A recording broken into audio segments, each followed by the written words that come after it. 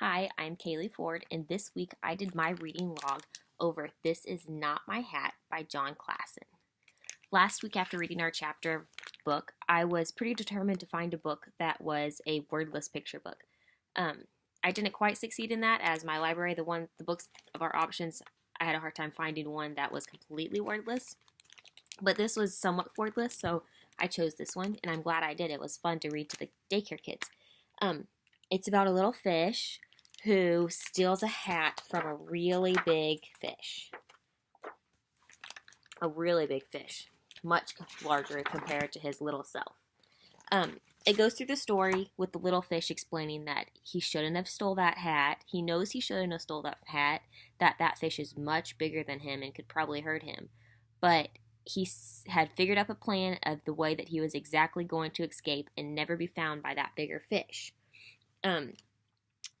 He ran into a crab and told the crab not to tell anybody that he had stolen that hat.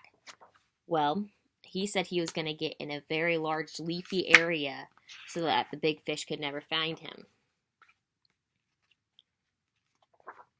He gets in the big large leafy area with no words. Nope. But there's another page with no words that I let the kids kind of guess what they thought was going to happen, because as you can see, the big fish is leaving this area. And then the big fish ends up with the tiny hat. And the rest of the book, there's no pictures of the tiny fish. So it leaves us wondering what happened to the tiny fish. And it was a good lesson to explain to the kids that it's not good to steal anything you know, even though you know that you can get away with it or think that you can get away with it. Chances are you're probably not going to get away with it. At least somebody's going to know and rat you out, and you just morally shouldn't do it.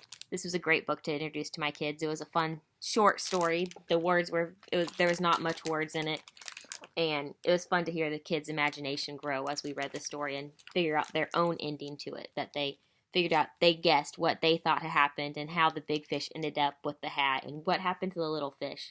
And hopefully it teaches them a life lesson of, if you think something's wrong, you shouldn't do it.